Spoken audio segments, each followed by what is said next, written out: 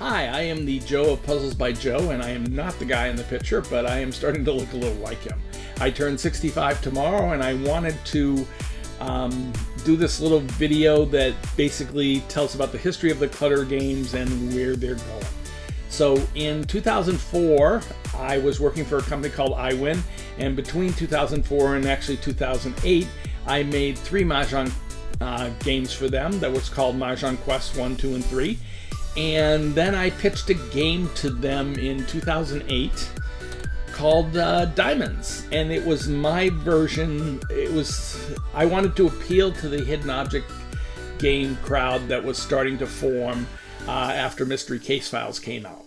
And this was my attempt at having a light adventure game, but be puzzle based, etc., etc.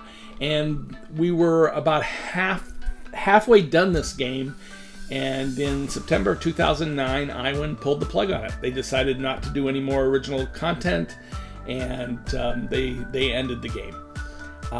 My future wife at the time, Anna, turned to me and said, "Can you do this game on your own?" And I said, well, not quite, but I can do something similar.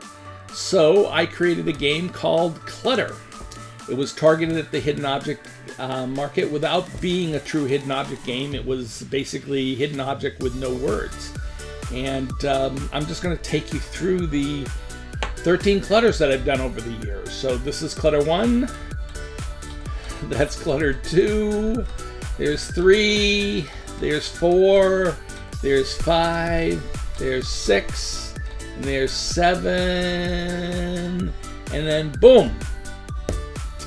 I decided to switch over and get to one of the more modern ways of developing games, and I switched over to Unity, I think in either 2015 or 2016, and then I made the next 5 or 6 games in Unity, and they look like this. They look much, I think, better on so many levels. Much more active, much more motion going on, etc. And I think I skipped over a game, but that's Clutter 11. I decided to make a really hard Clutter, and there were, some of my fans play with the timer off, so they're okay. But the ones that didn't thought this game was really challenging and seemed to like it.